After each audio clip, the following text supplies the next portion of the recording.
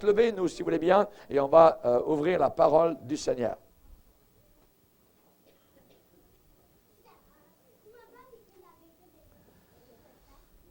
Alléluia. Merci Seigneur. Gloire à Dieu. On va aller dans le prophète Ésaïe, au chapitre 53. Ésaïe, chapitre 53, nous allons lire à partir du verset 7. Le sujet traité injustement, c'est le titre de notre message, donc, ce matin. C'est une question. Traité injustement. As-tu été traité injustement? Nous allons lire dans Ésaïe 53, verset 7. Il a été maltraité et opprimé. Il n'a point ouvert la bouche, semblable à un agneau qu'on mène à la boucherie, à une brebis muette devant ceux qui l'attendent. Il n'a point ouvert la bouche. Il a été enlevé par l'angoisse et le châtiment. Et parmi ceux de sa génération, qui a cru qu'il était retranché de la terre des vivants et frappé pour les péchés de mon peuple? On a mis son sépulcre parmi les méchants, son tombeau avec le riche, quoiqu'il n'eût point commis de violence et qu'il n'y eût point eu de fraude dans sa bouche. Il a plu à l'Éternel de le briser par la souffrance, après avoir livré sa vie en sacrifice pour le péché. Il verra une postérité, il prolongera ses jours, et l'œuvre de l'Éternel prospérera entre ses mains. À cause du travail de son âme, il rassasiera ses regards. Par sa connaissance, mon serviteur juste justifiera beaucoup d'hommes, et il se chargera de leurs iniquités.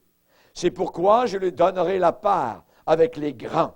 Il partagera le butin avec les puissants, parce qu'il s'est livré lui-même à la mort, et qu'il a été mis au nombre des malfaiteurs, parce qu'il a porté le péché de beaucoup d'hommes, et qu'il a intercédé pour les coupables.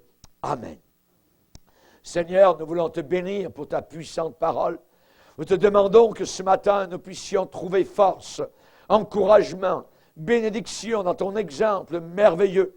Tu es celui, Seigneur Jésus, qui a subi la punition. Il a plu au Père de te briser. Il a plu au Père de te frapper. Il a plu au Père que tu meurs littéralement pour nos péchés, afin que nous vivions. Ô mon Sauveur, quel sacrifice merveilleux tu as accompli sur la croix de Golgotha. Nous voulons te bénir, Seigneur, pour ton œuvre magnifique et glorieuse. Et nous prions que ce matin, toute personne qui a subi des injustices, toute personne qui a subi le mépris, toute personne, Seigneur, qui sent que vraiment ce n'est pas justice qu'elle est en train de vivre, que cette personne puisse trouver de l'encouragement et de la consolation dans ce message, dans le nom puissant de Jésus-Christ, notre seul et unique Sauveur sur toute la planète Terre. Amen. Et tout le peuple dit Amen. Gloire à Dieu. On peut s'asseoir, frères et sœurs. Alléluia. Traité injustement. Traité injustement. Cette expression, nous l'avons entendue très souvent. C'est pas juste. C'est pas juste. Peut-être que vous l'avez dit vous-même, devant une situation que vous avez vécue. Mais qui a dit que la vie était juste? Qui a dit que la vie était juste sur la terre? Bien souvent, sur cette terre, les choses ne sont pas justes. Le Seigneur a dit, heureux ceux qui ont faim et soif de justice, parce qu'ils seront rassasiés. Va arriver un jour où tout sera aplani, où le bulldozer de la justice de Dieu va aplanir, évidemment, toutes les injustices qui ont été commises ici-bas sur cette terre. Ce n'est pas juste. Peut-être que nous l'avons dit, mais j'aimerais dire que même si on ne peut rien changer par rapport aux injustices, que nous avons vécues, on peut cependant, d'une certaine manière, changer, transformer, métamorphoser les injustices de notre vie en occasion pour servir de témoignage à la victoire de Jésus-Christ. En s'identifiant à la plus grande, à la pire des injustices que la terre ait vues ici-bas. Quelqu'un a dit, c'est mon mari qui a molesté mon enfant. Moi, une mère innocente et pleine d'amour. Un autre a dit, moi j'ai été violé par un prêtre catholique romain. Un autre a dit, j'ai suivi le Seigneur toute ma vie et le cancer a emporté mon épouse. Pourquoi? C'est pas juste. Un autre a dit, maintenant, mes 2 enfants sont morts dans un accident et dans 2 semaines, je vais perdre mon emploi. C'est pas juste. C'est pas juste. Un autre a dit, je ne retournerai plus à cet endroit. Ils font toujours des farces à mon sujet et ils pensent que je suis fou juste parce que je sais que j'ai trouvé la vérité. C'est pas juste.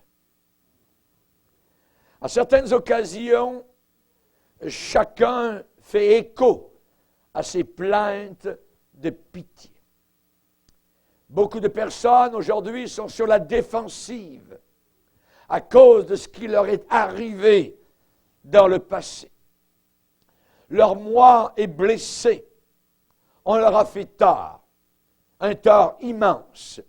Et ils portent ce tort sur leurs épaules. Et vraiment, ce n'est pas juste. Mais le premier livre de la Bible, la Genèse, nous parle aussi d'une grave injustice.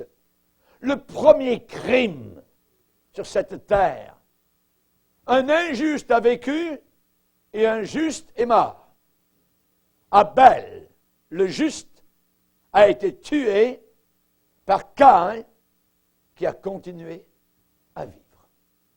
Et quand on regarde, je dirais d'un œil superficiel la parole de Dieu, certains vont dire c'est pas juste. Où était Dieu? J'aimerais vous dire que lorsque les injustices nous rendent amers,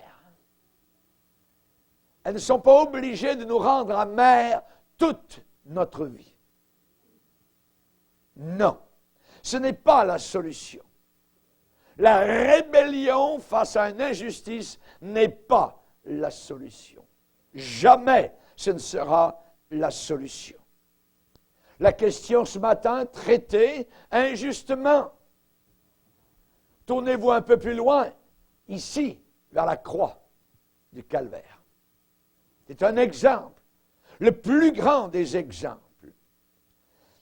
Que les injustices ne nous rendent pas amers, mais que les injustices nous rendent meilleurs.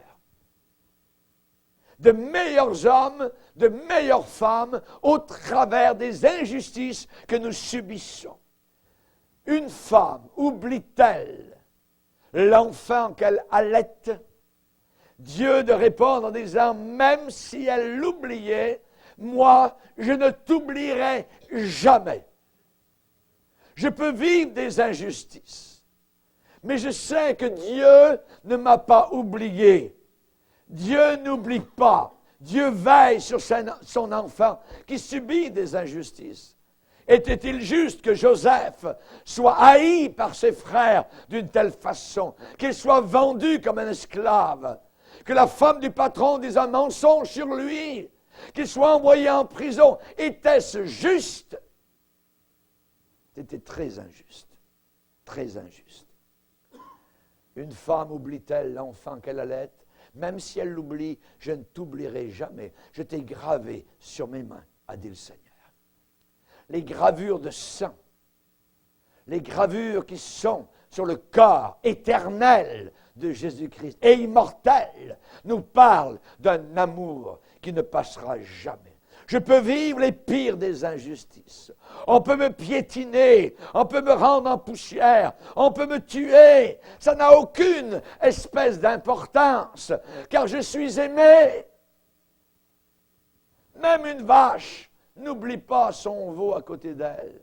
Pensez-vous que Dieu, notre Créateur, va nous oublier, même quand nous subissons des injustices? L'apôtre Paul a-t-il subi des injustices?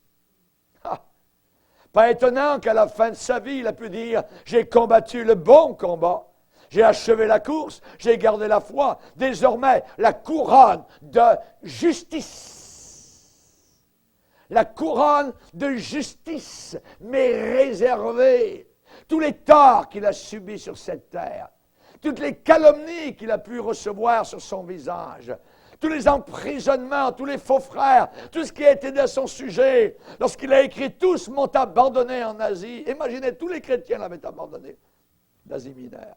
Et il dit cependant, j'ai combattu le bon combat, j'ai achevé la course, j'ai gardé la foi, désormais la couronne de justice m'est réservée. Et le Seigneur me la donnera en ce jour-là, et non seulement à moi, mais encore à tous ceux qui auront aimé la venue du Seigneur. Alléluia. Subis-tu une injustice? Chers amis, que d'injustice ici-bas sur cette terre. Au travers de l'injustice, on peut devenir pire ou on peut devenir meilleur. Beaucoup de gens, hélas, deviennent pires. Ils subissent l'assaut de l'injustice et le diable leur dit « Regarde, regarde, hein, tu es dans ton droit, regarde, va dans le monde, Dieu ne t'aime pas, ainsi de suite. » Et ils subissent et ils obéissent au piège du diable qui s'est emparé d'eux pour les soumettre à sa volonté. Job n'a jamais embarqué dans le piège du diable. Job a subi une injustice inimaginable. Et le diable aurait voulu qu'il lève le poing contre Dieu. Le diable aurait voulu qu'il quitte l'Église, qu'il abandonne, qu'il lâche. Jamais. Dieu a donné, que Dieu soit béni. Dieu a enlevé, que Dieu soit béni. Et à cela, il n'a jamais attribué rien de mauvais ni de méchant au Seigneur. Une femme oublie-t-elle l'enfant qu'elle allait? Chers amis, l'injustice est là, parfois elle nous arrive, et parfois de façon régulière, pour que nous encouragions les autres, pour que nous encouragions ceux qui aussi passent des injustices. Rappelons-nous que Jésus a été mal traité. Jésus n'a pas été bien traité. Jésus a été mal traité. Il a été opprimé. Il a subi des angoisses. À certains moments donnés, il devait se cacher au travers des rues de Jérusalem. Imaginez, il a subi la persécution. Lorsque l'apôtre Paul parle de la consolation que lui-même, eh bien, il a été consolé, il va déclarer que nous sommes consolés par le Seigneur pour que nous consolions aussi les autres. Pour qu'à notre tour, nous apportions une consolation à ceux qui subissent aussi des injustices. Et il va entamer sa doxologie dans la deuxième épître aux Corinthiens en disant « Béni soit Dieu, le Père, notre Seigneur Jésus-Christ, le Père des miséricordes et le Dieu de toute consolation. » Le Dieu de toute consolation qui nous console, voyez, de toutes nos afflictions, afin que par la consolation dont nous sommes l'objet de la part de Dieu, nous puissions consoler ceux qui se trouvent dans quelque affliction. 2 Corinthiens, 1er chapitre, versets 3 et 4. Jésus a été trahi. Trahi. Peut-être vous n'avez pas subi de trahison. Moi et mon épouse, on a subi plusieurs fois au travers de notre ministère. Ça nous rapproche du Seigneur. Ça nous fait comprendre le Seigneur. L'apôtre Paul voulait connaître la communion des souffrances. La koinonia des souffrances de Christ. Imaginez, je n'ai jamais encore entendu un chrétien prier dans la salle de prière en disant « Seigneur, j'aimerais être en communion avec tes souffrances. » Cela demande un certain niveau spirituel assez profond pour arriver à prier comme l'apôtre Paul. Voyez, rappelons-nous que Jésus a été trahi. Trahi, pas par des ennemis, les ennemis ne vous trahissent pas, mais par des amis, par des proches, trahis. Rappelons-nous les grands prêtres à Jérusalem, pieux, supposément, avec leurs longues robes, les scribes, dont la plume grattait rapidement les parchemins, les huissiers, les anciens de Jérusalem, étaient assemblés dans la cour du souverain sacrificateur Caïphe pour comploter le meurtre de Jésus. Les hommes religieux au départ ont comploté la mort, le meurtre de Jésus. Évidemment, les paroles de Jésus avaient aidé ceux qui souffraient bien plus que les traditions enseignées par les prêtres, par les sacrificateurs. Jésus-Christ a été trahi littéralement par des chefs religieux. Et même si le Sanhédrin était le plus haut tribunal juif, la punition capitale, c'est-à-dire de mort, eh bien, a été à cette époque référée à l'autorité romaine. Les Romains régnaient sur Israël. Et Pilate leur dit, en parlant de Jésus, « Prenez-le vous-même, jugez-le selon votre loi. » Et les Juifs lui répondirent, « Il ne nous est pas permis de mettre personne à mort. » Et c'était vrai. Les Romains se chargeaient de la mort. Mais le complot a débuté par les siens. Il est venu chez les siens, les Juifs, et les siens ne l'ont pas reçu. Et, plus que cela, ils ont donc comploté de le tuer.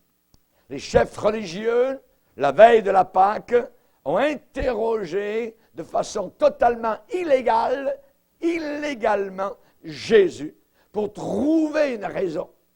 Il fallait une raison pour trouver une accusation, pour aller devant les autorités romaines et le faire tuer. Il fallait qu'il trouve une raison. La question lui a été posée, il avait les mains bandées, littéralement, il était là, devant le Sanhédrin, devant le souverain sacrificateur, qui lui a posé la question, « Es-tu le Christ? Es-tu le Fils de Dieu? Es-tu Dieu le Fils? » C'est la question qui lui a été posée. Jésus a répondu, les mains dans le dos, « Je le suis. Je le suis. » Rappelez-vous que toutes les fois que Jésus dit « Je suis » ou « Je le suis », il est en train de déclarer sa divinité. « Je suis celui qui suis. » Et il a dit devant le souverain sacrificateur, « Je le suis. Je le suis. » Et il a ajouté, « Vous verrez désormais le Fils de l'homme assis à la droite de la puissance de Dieu venant sur les nuages du ciel. » Oh! Il ne pouvait pas supporter ce qu'il venait d'entendre. Le grand prêtre, le souverain sacrificateur, plein de haine, a déchiré ses vêtements en signe de désapprobation, comme les Juifs le faisaient. Et c'est un acte qui, selon, évidemment, la Mishnah, un prélude au verdict de culpabilité de mort. Quelqu'un qui dit qu'il est Dieu, le Fils, sur terre. Vous rendez compte? Tu l'as dit. Le souverain sacrificateur a dit, tu as blasphémé. Vous l'avez entendu? Vous l'avez entendu? Vous l'avez... Est-ce que j'ai bien entendu mes oreilles? Il dit qu'il est Dieu, le Fils venu sur terre. Qu'il est le Christ, qu'il est le Messie. Il a blasphémé. C'est un blasphémateur. Voyez. Les chefs religieux étaient bien plus engagés à ce moment-là à condamner Christ que de préparer la Pâque, qui allait avoir lieu le lendemain. Mais ironiquement, sans le savoir, ils préparaient la vraie Pâque. Ils préparaient la vraie Pâque. Ils étaient en train de préparer, de mettre sur les broches l'agneau de Dieu. il préparait le sacrifice ultime, sans le savoir, l'agneau qui allait porter les péchés du monde entier, qui allait être crucifié le lendemain, à la même heure où les agneaux de Pâques dans tout Israël et à Jérusalem allaient être égorgés. À quelle heure? À 15 heures. À 15 heures, tous les agneaux étaient égorgés.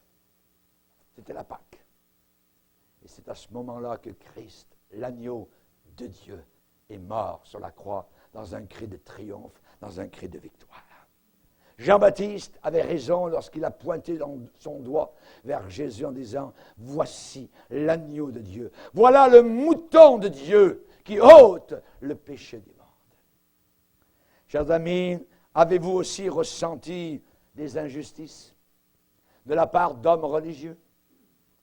Avez-vous ressenti des injustices de la part de pasteurs religieux? Avez-vous ressenti des injustices de la part de leaders d'aujourd'hui, ou de prêtres, de curés, ou d'évêques, ou de quoi que ce soit? Jésus a parlé de ces gens-là en disant, ce sont des aveugles qui conduisent des aveugles. Laissez-les. Laissez-les. Voyez, avez-vous eu sur votre vie une parole de condamnation? Est-ce qu'on a dit un mensonge à votre sujet? Est-ce qu'on vous a traité de blasphémateur comme on a traité Jésus de blasphémateur? Est-ce qu'on vous a traité comme appartenant à Satan, appartenant au diable? Alors vous êtes en bonne compagnie avec Jésus. On a dit qu'il chassait les démons par Belzébul. Jésus a dit, si c'est Satan qui chasse Satan, sa maison ne tiendra pas longtemps. Parce que toute maison divisée contre elle-même ne peut pas subsister. Est-ce que vous avez été exclu d'une certaine fraternité? Ne vous en faites pas. Si vous avez été fidèle au Seigneur, Jésus a dit, je vous ai dit ces choses, afin qu'elles ne soient pas pour vous une occasion de chute. Que cette injustice qui vous est faite ne soit pas une occasion de chute, de recul. Ils vous excluront de leur lieu religieux.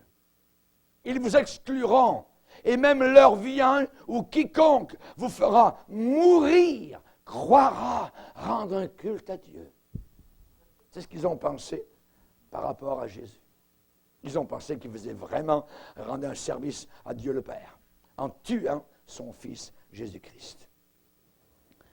Chers amis, est-ce qu'il y a eu un manque de foi pour votre besoin qui avait été présenté? Est-ce qu'on vous a enseigné une fausse doctrine et on vous a induit en erreur? Est-ce qu'on vous a demandé de prier les morts, d'adorer les anges, de communiquer avec votre grand-père qui est mort, votre père, votre mère, ainsi de suite? C'est une abomination aux yeux du Seigneur. C'est une grave injustice que l'on vous a faite quand on enseigne quelqu'un une fausse doctrine. Jésus-Christ n'a pas été traité différemment. Jésus a dit, si le monde vous hait, sachez qu'il m'a haï avant vous. Jésus a été haï. Il y a des gens qui pensent que Jésus était aimé de tout le monde. C'était merveilleux. Ah non. Relisez votre Bible. Relisez les évangiles. Vous allez voir comment ils l'ont haï. Ils ont voulu le tuer. Voyez. Même chez lui là-haut à Nazareth. Voyez. Si le monde vous hait, sachez qu'il m'a haï avant vous. Si vous apparteniez au monde, le monde aimerait ce qui lui appartient. Mais parce que vous n'appartenez pas au monde, vous n'êtes pas du monde, et que je vous ai choisi du milieu du monde, à cause de cela, le monde vous hait. Rappelez-vous, je vous l'ai dit, le serviteur n'est pas plus grand que son maître. Nous ne serons jamais plus grands que le maître. Il a été haï, nous serons haïs. Il a été méprisé, nous serons méprisés. Il a été maltraité, nous serons aussi à traiter de la même manière. Voyez, vous allez dire, c'est pas juste, c'est pas juste, c'est pas juste. Voyez, on répète bien souvent ces mêmes paroles, voyez, quand nos amis nous trahissent, nous critiquent injustement, alors qu'on est en train de faire notre mieux pour les aider, pour les aimer. Rappelez-vous que Jésus a été trahi par ses propres disciples. Par ses propres disciples, il a été trahi. Judas, voyez-le entrer dans le jardin, Derrière lui, il y a peut-être 300, 400, 500 personnes qui sont avec lui. Et c'est lui qui guide la troupe. Celui que j'embrasserai, c'est lui, prenez-le. Oui. Mais Jésus maîtrisait la situation. Quand il a dit, c'est moi, qui cherchez-vous? Jésus de Nazareth, c'est moi, pouf, ils sont tous tombés à terre. Jésus aurait pu aussi bien ouvrir le sol et les faire descendre au fond de l'enfer, comme il avait fait avec Corée. C'est lui qui maîtrise la situation. C'est lui qui voulait monter sur le bûcher. C'est lui qui voulait monter à la potence. C'est lui qui voulait mourir pour mes péchés et les tiens. Merci Jésus. Merci Seigneur. Traité injustement, il a été trahi. Judas l'a trahi par un baiser. C'était commun à cette époque-là qu'un maître, parfois, puisse donner un baiser à son serviteur. Pas du tout commun que le serviteur, donc, donne un baiser à son maître. Voyez. Rappelons-nous, Pierre l'a renié avant le chant du corps. Je ne le connais pas. Je ne le connais pas. Je ne sais pas qui c'est. Je ne veux pas savoir. Voyez. Il y a des disciples qui se sont enfuis vraiment dans la peur quand Jésus a été arrêté. Quand Jésus a été appréhendé, voyez, et quand il a été tout seul à faire face à la boucherie. Certains disent, moi, vous savez, pasteur, je ne vous abandonnerai jamais. Moi, on a entendu des personnes qui ont dit, mais pasteur, c'est tellement merveilleux, jusqu'au retour de Jésus. On veut rester avec vous jusqu'au retour de Jésus. Quand il y a eu une division, c'était les premiers à partir. C'est pour ça que les paroles, oui, on entend, on écoute, on croit jusqu'à un certain niveau. Parce qu'on sait que le cœur de l'homme peut se revirer du soir au lendemain. Du soir au lendemain, la chose est faite. Ce n'est pas juste.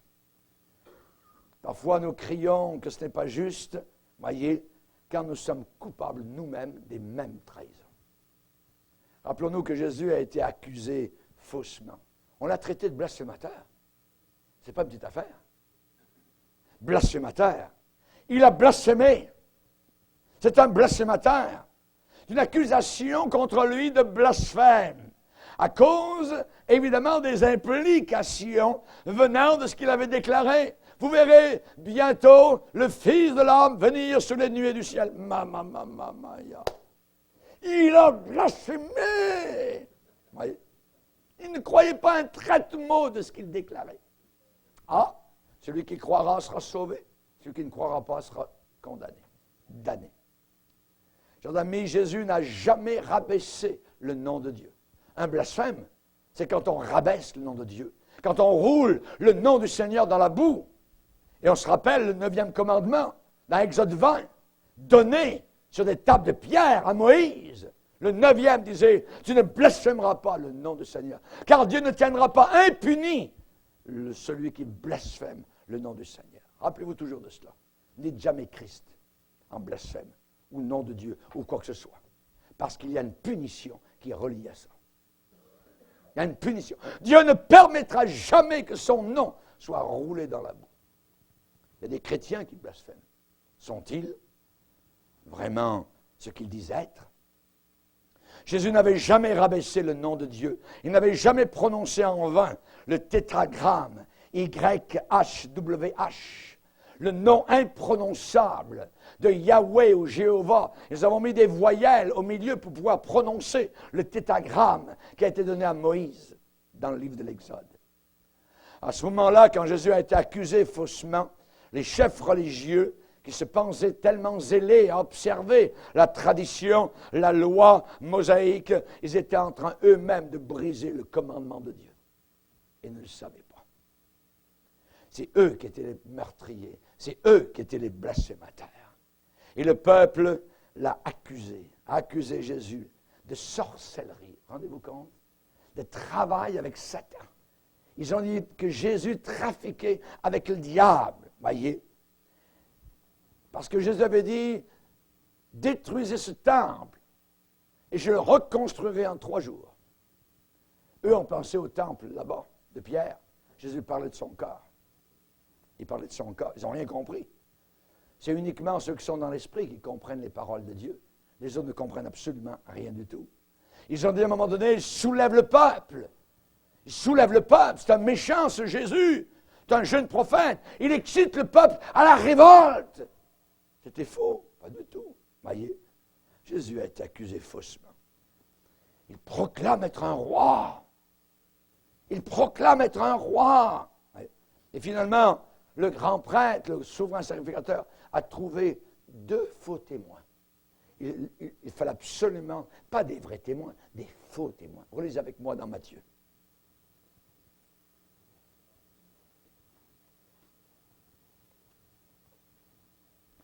Matthieu chapitre 26 et le verset 59. Les principaux sacrificateurs et tout le Sanhédrin cherchaient quelques faux témoignages. Ils ne cherchaient pas des vrais témoignages, ils cherchaient quelques faux témoignages contre Jésus, suffisants pour le faire mourir. Mais ils n'en trouvèrent point, quoique plusieurs faux témoins se fussent présentés. Enfin, merveilleux, il en vint 2 qui dirent, celui-ci a dit, je puis détruire le temple de Dieu et le rebâtir en 3 jours. Oh, parfait. Le souverain sacrificateur se leva et lui dit, ne réponds-tu rien? Qu'est-ce que ces hommes déposent contre toi? Jésus garda le silence. Ne répond pas. Et le souverain sacrificateur, prenant la parole, lui dit, je t'adjure, par le Dieu vivant, de nous dire si tu es le Christ, le Fils de Dieu. Jésus lui répondit, tu l'as dit. Tu l'as dit. De plus, je vous le déclare, vous verrez désormais le Fils de l'homme assis à la droite de la puissance de Dieu et venant sur les nuées du ciel. Alors, le souverain sacrificateur déchira ses vêtements en disant, il a blasphémé. Il a blasphémé. Chers amis, ces 2 faux témoins, eh bien, je dirais que pour une peine capitale, ce n'est pas très beau pour les gens religieux, mais ça se passe encore exactement de la même manière aujourd'hui dans le monde religieux. Dans le monde religieux, c'est le meilleur endroit pour se cacher, pour que Satan puisse se cacher. On sait que la grande prostituée d'Apocalypse 17, eh bien, elle est décrite dans Apocalypse 18 comme étant un repère de démons. Un repère de démons. Les meilleurs endroits pour cacher la pourriture, la saleté, le mensonge, le blasphème, la corruption sexuelle, tout ce que vous voulez, c'est les lieux religieux. Et nous devons faire attention, évidemment, à marcher comme Jésus a marché. Il n'a même pas répondu à ces gens religieux. Chers amis, 2 faux témoins. Dans le cas de peine capitale, la coutume, c'est que quiconque essayait d'apporter la mort d'une autre personne par des faux témoins, évidemment, pouvait passer. On ne regardait pas si les témoins étaient faux ou quoi que ce soit. On avait déjà décidé à l'avance que cet homme devait mourir et on y allait. Et on appuyait par des faux témoins. Rappelez-vous Jézabel, Naboth, cet homme qui a dit « Je ne donnerai pas l'héritage de mes pères » à son mari, qui était un mari poupette, un mari marionnette, entre les mains de sa femme, la fille du diable, Jézabel. Vous savez ce qu'elle a fait? Elle s'est servie de la couverture religieuse. On va jeûner. On va jeûner. Jeûner, mais c'est merveilleux, jeûner, c'est des gens qui aiment Dieu. Ouais, attends. Jeûner pour faire croire autre chose. On va mettre le cas devant le Seigneur. Et finalement, lisez avec moi, c'est très intéressant.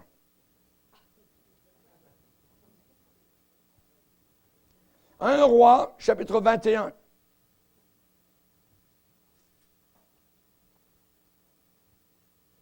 Un roi, chapitre 21,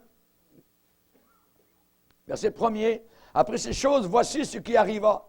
Naboth de Jizréel avait une vigne à Jizréel, à côté du palais d'Akab, le roi Akab, roi de Samarie. Akab parla ainsi à Naboth, « Cède-moi ta vigne pour que j'en fasse un jardin potager, car elle est tout près de ma maison. Je te donnerai à la place une vigne meilleure, ou si cela te convient, je te paierai la valeur en argent. » Naboth répondit à Akab, « Que l'Éternel me garde de te donner l'héritage de mes pères. » Oh, déçu complètement. Il retourne à la maison, va voir la reine-mère, son épouse, voyez, et bon, qu'est-ce qu'il t'a dit là-bas, Naboth? Verset 7, il m'a dit, je ne te donnerai pas ma vigne. Alors, Jézabel, ses deux yeux verts, enflammés comme une vipère, hein, elle se lève et elle dit, « Est-ce bien toi maintenant qui exerces ta souveraineté en Israël? Lève-toi, prends de la nourriture, que ton cœur se réjouisse. Moi, je vais te donner la vigne de Naboth de Jezreel. » Et regardez comment elle a fait, le plan diabolique. Elle écrivit au nom d'Akab, au nom de son mari, c'est elle qui signe le chèque, hein, elle écrivit au nom d'Akab des lettres, ça marche beaucoup par lettres aujourd'hui, vous voyez, des lettres qu'elle scella du sceau d'Akab, et qu'elle envoya aux anciens, aux magistrats qui habitaient avec Naboth dans sa ville. Voici ce qu'elle écrivit dans ces lettres. Publiez un jeûne. Oh, on va prier le Seigneur. C'est trop terrible ce qui vient d'arriver. Publiez un jeûne. Placez Naboth à la tête du peuple. Et mettez en face de lui deux faux témoins là aussi. 2 méchants hommes qui déposeront ainsi contre lui. Tu as maudit Dieu et le roi. Puis menez-le dehors, lapidez-le, et qu'il meure. L'affaire sera close. Voyez, 2 méchants hommes, 2 faux témoins, comme pour Jésus. Et on voit évidemment que cela se fait régulièrement. J'aimerais vous dire qu'il y a une punition éternelle. Les gens dans l'Église chrétienne oublient qu'il y a un enfer éternel. Celui qui a parlé le plus de l'enfer, c'est Jésus-Christ. Jésus-Christ était un prédicateur de l'enfer, hellfire. Il prêchait l'enfer. Il avertissait sur l'enfer. Il n'a pas dit qu'après que vous serez mort, hein, comme les adventistes veulent nous le dire, vous serez annihilés, vous serez un petit tas de poussière, vous ne sentirez rien du tout. Oui. Jamais de la vie.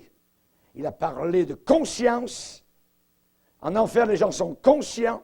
En enfer, les gens peuvent voir, peuvent ressentir, peuvent se souvenir, sont tourmentés dans une flamme éternelle au siècle des siècles. Le Seigneur ne vous a pas sauvé pour que vous soyez plus tout seul. Il ne vous a pas sauvé pour que vous soyez guéri de vos maladies. Oui, il le fait, mais il vous a sauvé de l'enfer. Il m'a sauvé de l'enfer. Je serai reconnaissant pour toute l'éternité. Amen. Et je dois bénir le Seigneur pour cela. Et si il a fallu que Dieu le Fils vienne sur la croix, au milieu de son sang cloué avec des clous de fer romains pour me sauver de l'enfer, combien l'enfer est horrible! Combien c'est inimaginable! Et les cris montent de l'abîme pour l'éternité. C'est abominable. On veut oublier cela dans l'Église chrétienne. Chers amis, il y a un enfer à éviter. Celui qui ne croira pas sera condamné. Sera condamné. Voyez. C'est la mort éternelle, la punition éternelle pour quiconque renie la vérité qui est en Jésus-Christ. Vous allez dire, Jésus trahi, Jésus condamné, c'est pas juste. Naboth condamné, c'est pas juste. Abel meurt dans son sang, c'est pas juste. Ainsi de suite. Voyez. Et vous pourriez dire les mêmes choses. Pour vous, peut-être, des choses qui sont passées dans votre vie, peut-être depuis des années, dans votre enfance. J'aimerais vous dire que la véritable Église, l'ecclésia de la fin des temps, dans ces derniers jours, va faire face à des accusations similaires. La Bible dit qu'à la fin des temps, il y aura des temps difficiles car les hommes seront calomniateurs. La calomnie avec une langue. Vous pouvez envoyer quelqu'un directement, je dirais, à la potence. La langue, c'est le feu de l'enfer, nous dit Jacques.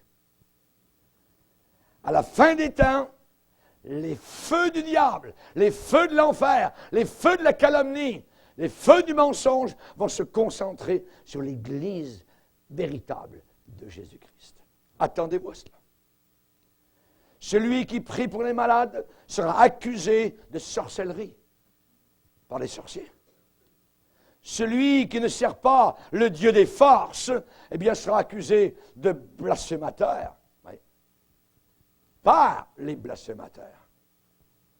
Celui qui ignore la déesse Terre, Gaïa, Mère Nature, voyez, sera accusé de trahison écologique. celui qui repousse l'homosexualité, le lesbianisme. On va évidemment le traiter de fou parce qu'il refuse la libre expression sexuelle. Notre génération tellement, je dirais, moderne. Incompris, moqué, ridiculisé. Voyez. Pilate a offert un ultimatum. Il a dit devant le peuple, « Qui voulez-vous que je vous relâche? Barabbas, qui est un prisonnier très connu, voyez, en Israël, et voleur, ou bien Jésus-Christ? Ou bien Jésus-Christ. Choisissez. Bar-Abbas. Bar, c'est fils de. Bar-Timée, c'est le fils de Timée. Bar-Abbas, c'est fils du Père. C'est un fils du diable. Bar-Abbas, c'est fils du Père. Il était voleur, menteur. Il avait un père qui s'appelle le père du mensonge. Bar-Abbas. Nous, quand nous prions, nous disons Abba, Père. Voyez. Qui voulez-vous que je vous relâche? Le fils du diable, le fils de Satan, le fils du Père, voyez, ou bien Jésus-Christ. Chers amis, c'est Barabbas qui a été relâché. Le croiriez-vous? Y a-t-il une injustice plus flagrante? Barabbas a été relâché. Voyez. Le fils de Satan a été relâché parce que Jésus-Christ a subi la condamnation sur la croix. Et j'ai été relâché. Moi, auparavant, fils du diable, moi, un Barabbas, j'ai été relâché parce que Jésus-Christ a voulu mourir à ma place sur la croix du Calvaire par substitution. Alléluia. Merci Jésus. Merci Seigneur. Alléluia. Chers amis, les soldats se moquaient de Jésus. Les soldats ont craché sur le visage de Jésus-Christ. Ont fermé leurs poings et ont mis leurs poings sur la face de Jésus-Christ. Ils ont arraché sa barbe. Essayez d'arracher une barbe à quelqu'un, vous allez voir. La peau va venir, vous allez voir l'os littéralement de la mâchoire. Les soldats se moquaient de Jésus, crachaient sur son visage. Le crachat, la bave de quelqu'un. C'est l'expression, je dirais, la plus vulgaire, la plus grande indignation et mépris possible de cracher sur la face de quelqu'un. Ils l'ont envisagé d'un mépris encore plus méprisable que le sol même sur lequel ils avaient l'habitude de cracher auparavant. Ils n'ont pas craché sur le sol, ils ont craché sur le Fils de Dieu. Pas étonnant que David, inspiré par l'Esprit de Dieu, a écrit « Je suis un ver et non un homme » dans le psaume 22. Je suis un ver, même pas un homme. C'était Jésus qui se voyait comme cela, cloué sur la croix du Calvaire. Rappelez-vous les longues épines et ronces, voyez, qui étaient utilisées pour les feux, à cette époque-là, rangées dans l'arrière-cour, voyez, et elles pouvaient être facilement, je dirais, tressées, arrangées pour faire une couronne. Ah! Et ils l'ont planté. Et le sang a continué à couler. Aux victimes crucifiées, on offrait de la myrrhe avec du vin pour une sorte de drogue, pour engourdir leur sens et pour assombrir leur compréhension. Ils s'endormaient plus ou moins comme un drogué, vous voyez, il ne sait plus où il est. Mais pour Jésus-Christ, on a offert un breuvage bien plus désagréable que cela. Un mélange de vinaigre. C'est une moquerie amère.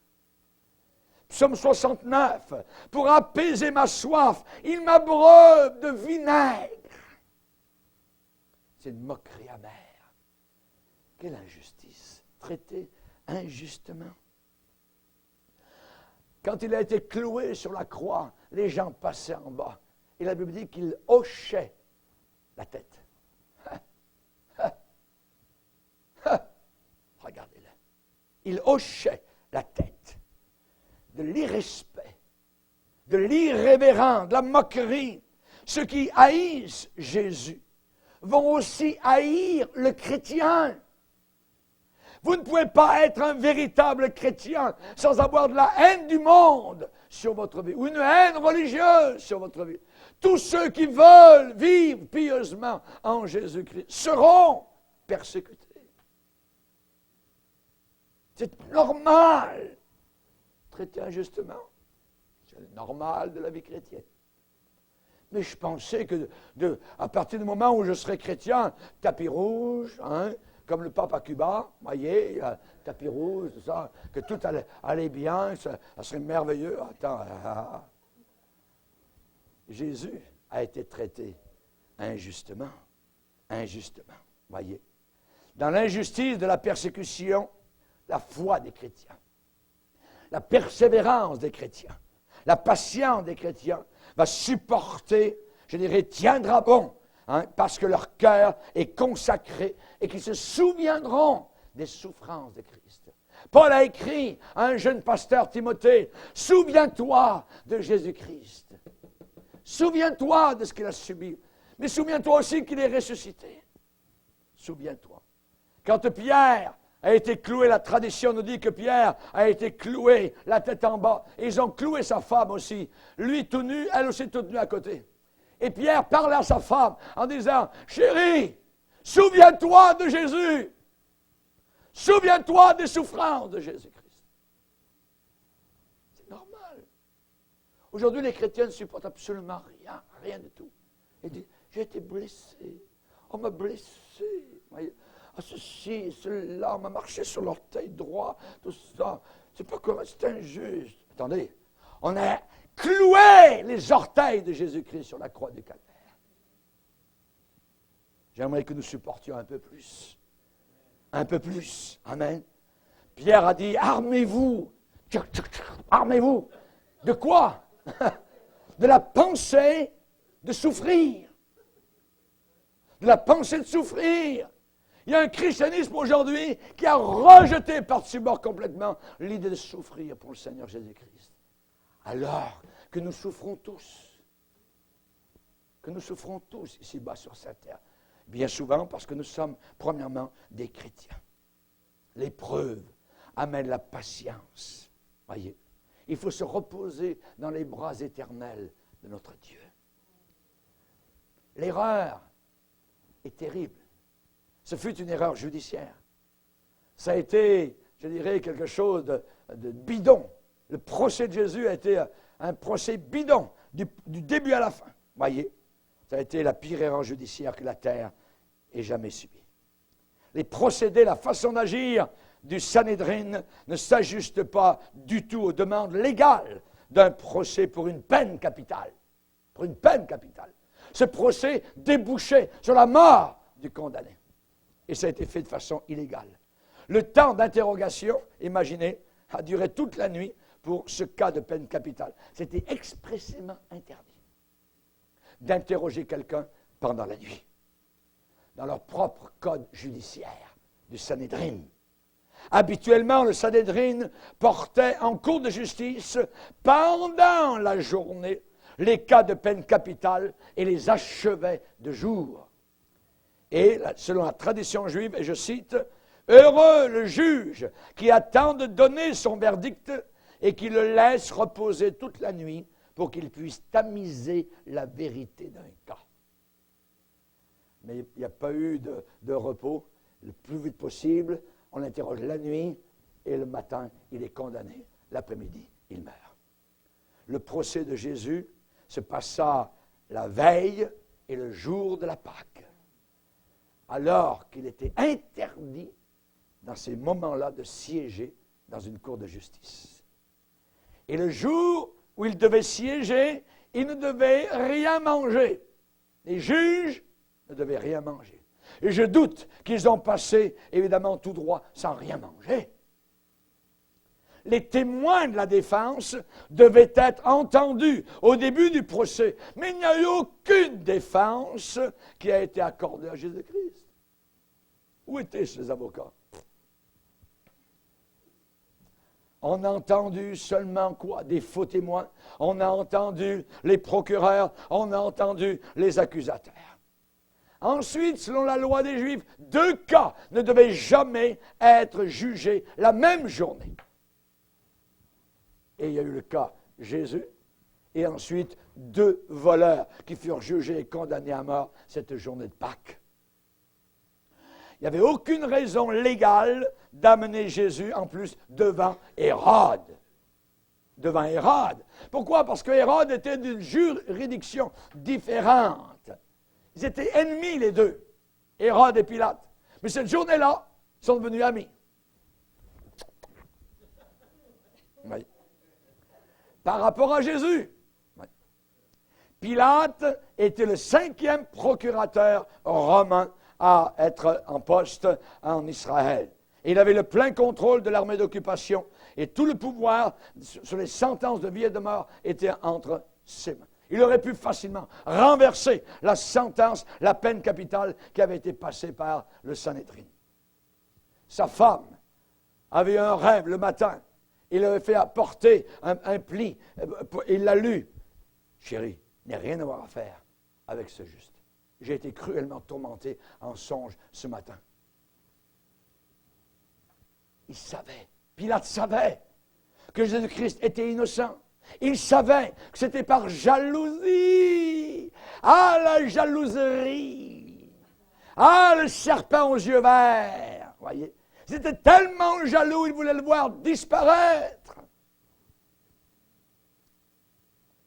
Pilate, à cause du pouvoir et à cause des politiques, était souvent coupable d'exécution sans qu'il y ait véritablement un procès juste et équitable. Et beaucoup en Israël avaient proclamé déjà être le Messie. Jésus n'était pas le premier, il y en avait d'autres qui disaient « c'est moi le Messie, c'est moi le Messie ». Il y en avait plusieurs. Oui. Ils disaient être le Messie, voyez, le Christos, sans subir toute la pression que Jésus a supportée. Il ne les mettait pas à mort, les autres Messies. Mais lui, lui vraiment c'est un faux. Ah, il faut le tuer, lui. Oui. Mais Pilate, évidemment, a fait venir le plat. Et il dit, je m'en lave les mains. Et je peux le voir au fond de l'enfer, en train de se tirer les cheveux, de crier, je m'en lave les mains, je m'en lave les mains, je m'en lave les mains, je m'en lave les mains. Mais c'est trop tard. Est-ce que nous nous vengeons à cause des injustices de la vie? Jésus ne l'a jamais fait. Il ne l'a jamais fait. Lisez avec moi Romains chapitre 12.